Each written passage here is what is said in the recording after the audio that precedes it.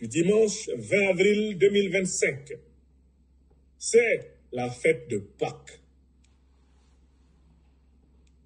La fête de Pâques est une fête chrétienne. Cette fête chrétienne est d'origine juive. Mais la fête juive, je vous en informe, sans le risque d'être démenti par qui que ce soit, est d'origine africaine. Car les Hébreux qui devaient fonder la religion juive, l'Hébreu qui devait fonder la religion juive, comme le rappelle le livre des Actes des Apôtres, à savoir donc Moïse, avait été préalablement instruit dans la sagesse des Noirs d'Égypte. La fête de Pâques est une reprise juive, une reprise chrétienne d'un grand rituel africain. C'est le rituel de la résurrection d'Osiris. Osiris, c'est le symbole de l'homme qui a perdu la vie de la chair. Sa chair est découpée en une douzaine de morceaux qui sont jetés dans la terre. Sa chair est restituée à la poussière. Cela renvoie à la mort physique. Osiris meurt physiquement, frappé par la jalousie du diable, la méchanceté des siens. C'est le sacrifié négro-égyptien, antique et immémorial. Mais, grâce à la foi des siens et grâce à la grâce du tout-puissant Ra, le Créateur, Osiris est ressuscité. Les morceaux épars d'Osiris sont rassemblés, il est reconstitué et il reprend vie sur le plan spirituel pour devenir l'esprit de la vie éternelle. Voilà ce que raconte le mythe, longtemps avant la naissance du judaïsme, longtemps avant la naissance du christianisme. Le mythe du ressuscité est un rituel fondamental de la tradition africaine. Je vous invite à écrire ça. Sortez votre plume et écrivez. Ambassa Banton dit Tilana. Tilana. Tilana. Je dis bien, écrivez. Je ne suis pas en train de vous dire des approximations. Je vous parle de la science de la tradition. Je recommence. Pour les esprits lents. La forme primitive de la fête de Pâques que vous connaissez actuellement est un rituel africain qui est lié à la grande figure d'Osiris. Et celui qu'on appelle Christ n'est rien d'autre qu'Osiris l'Africain, renommé autrement. Le rituel consiste en ceci. Un être humain qui a décidé de servir Dieu, venu parmi les siens, est haï, il est maltraité, il est attaqué. Et notamment, il est tué par le diable. Le diable, dans la théogonie négro-africaine égyptienne multimillénaire, s'appelle Seth. Il est dépecé en 1000 morceaux. Il est destiné à être détruit à jamais. Poussière des poussières, sa chair est jetée au vent. Terminé. Mais, grâce à sa foi, grâce à l'amour que le tout-puissant Créateur, le maître des âmes, a pour lui, Osiris est reconstitué. Les morceaux épars d'Osiris sont rassemblés. Osiris est vivant. Voilà ce qu'enseigne la tradition africaine. Qu'est-ce qu'elle enseigne? Elle enseigne que il y a deux morts. Il y en a une qui est pire que l'autre. Il y a la mort physique et il y a la mort spirituelle. La mort physique, c'est la mort du corps. Tout le monde est destiné à la connaître, car ce corps n'est qu'un véhicule provisoire par lequel notre âme séjourne dans la forme humaine. Mais il y a une autre mort, c'est la pire des morts. C'est la mort spirituelle, c'est-à-dire le fait que, après la vie dans le corps, l'âme ne soit pas admise à vivre dans des formes subtiles et plus puissantes, et plus belles et plus merveilleuses de vie. Ainsi, la pire des morts qui puisse frapper une âme, c'est la mort spirituelle, c'est-à-dire la perte de l'espérance, la perte du contact avec le Dieu tout-puissant créateur, qui seul permet à des âmes de transmigrer à travers les formes de la création et de participer de plus en plus consciemment à son œuvre merveilleuse. Le mythe d'Osiris nous apprend que pendant notre traversée de la forme humaine, nous devons tout faire pour ressembler autant que possible aux qualités de notre Créateur, de telle façon d'espérer, grâce à sa pitié, à son pardon, à son amour, d'être admis à vivre toujours. Voilà le mythe, tel que mes ancêtres, il y a 3000, 4000, 5000 ans, l'enseignaient en Afrique, avant l'apparition de Moïse. Moïse, prince négro-égyptien, fondateur du monothéisme juif et ancêtre du monothéisme chrétien. Donc, quand vous, Africains, vous entendez parler de la fête de Pâques, sachez qu'on vous parle d'une partie de votre propre culture, de votre propre civilisation, reprise, édulcorée et reformulée à la manière d'autres peuples qui ont simplement hérité d'une partie du legs de notre tradition.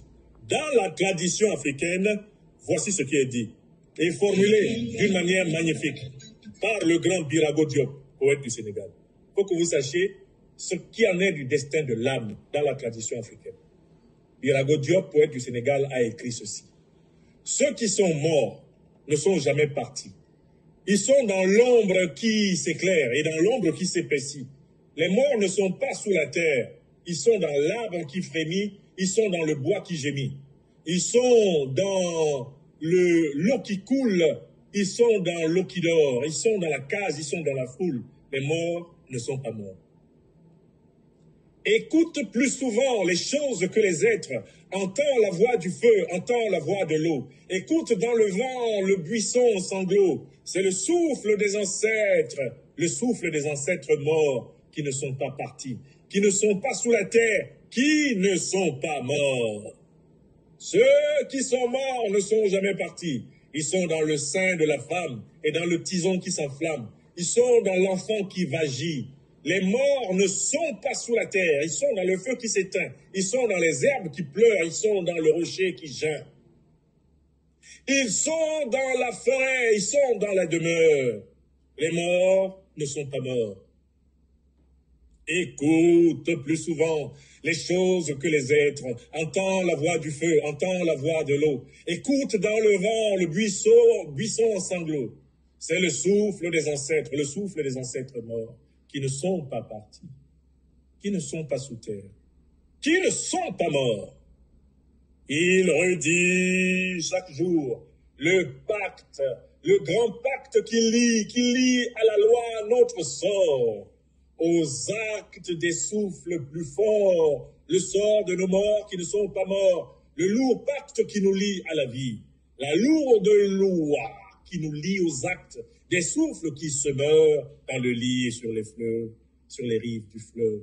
Des souffles qui se meuvent dans le rocher qui geint et dans l'herbe qui pleure. Des souffles qui demeurent dans l'ombre qui s'éclaire ou s'épaissit, dans l'arbre qui frémit, dans le bois qui gémit, et dans l'eau qui coule et dans l'eau qui dort. Des souffles plus forts qui ont pris le souffle des morts qui ne sont pas morts. Des morts qui ne sont pas partis. Des morts qui ne sont plus sous la terre. Voilà le grand texte du grand poète sénégalais Birago Diop qui résume la compréhension africaine de la vie et de la mort. Et si vous relisez, méditez correctement ce grand poème de Birago Diop, vous avez la maîtrise de la symbolique de la Pâque, qui est la symbolique du triomphe de la vie et de l'amour sur la mort. Ça, je voulais d'abord ramener, pour ainsi dire, l'Église au centre du village, c'est-à-dire au cœur de la tradition africaine où elle puisa ses sources.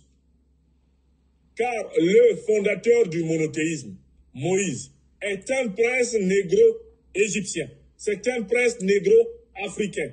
Les trois religions monothéistes sont nées chez nous, en Afrique.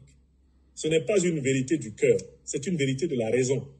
Ce n'est pas une vérité, on va dire, populaire. Non, c'est une vérité objective, scientifique, universelle. Incontestable, le monothéisme est né en Afrique.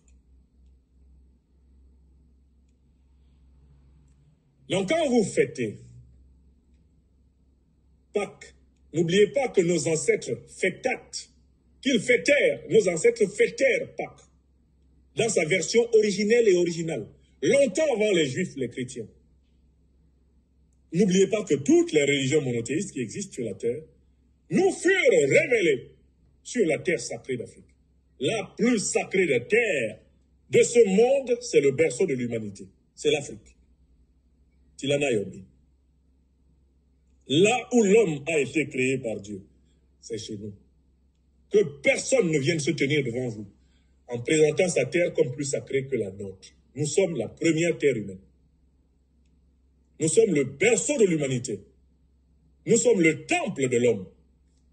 Nous, Africaines et Africains. Écrivez ça.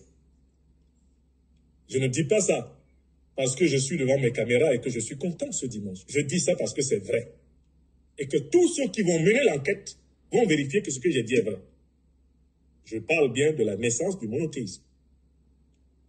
La figure fondamentale du monothéisme s'appelle qui? On l'appelle Moïse, n'est-ce pas? Qui était-il? Un prince de la cour du pharaon d'Égypte. Voilà. Ni les juifs, ni les chrétiens, ni les musulmans. Il n'y a personne qui peut nous contredire là-dessus. Nous, Africains. C'est bon? On peut avancer. Je voulais seulement vous dire, n'oubliez pas que nous, Africains, avons simplement à renouer avec l'histoire longue de notre continent pour être libérés.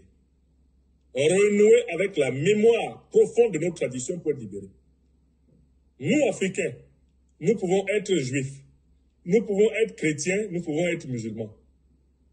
Nous pouvons être bouddhistes, nous pouvons être tout ce que vous voulez, mais nous sommes d'abord africains. Je recommence. On peut même dire kémétique. Nous pouvons être tout ce que vous voulez, mais nous sommes d'abord des Africains. C'est-à-dire la première humanité. Ça, vous devez écrire cela et l'enseigner scientifiquement aux enfants. Ne dites pas aux enfants de penser que c'est vrai parce que vous êtes leur papa ou leur maman. Non. Retournez aux documents et aux archives de l'histoire des civilisations. L'Afrique, number one. Je dis bien l'Afrique, number one. Non pas seulement dans l'ordre numérique, mais aussi dans l'ordre qualitatif. C'est la civilisation la plus durable que l'humanité ait connue. Il n'y a pas de civilisation qui ait influencé toute l'humanité autant que la civilisation négro-africaine. 3 grands travaux l'ont établi. Les travaux du professeur Cheikh Anta Diop, les travaux du professeur, Théophile Obenga, et en dernière date, leur héritier, le plus vibrant qui s'en est allé, les travaux du professeur Nusere Kalala Omotunde. Vous travaillez avec ces 3 classiques des humanités africaines et vous êtes libérés. Tilana Yome. Écrivez ça. Bientôt, votre serviteur déposera l'œuvre de philosophie politique de la libération africaine.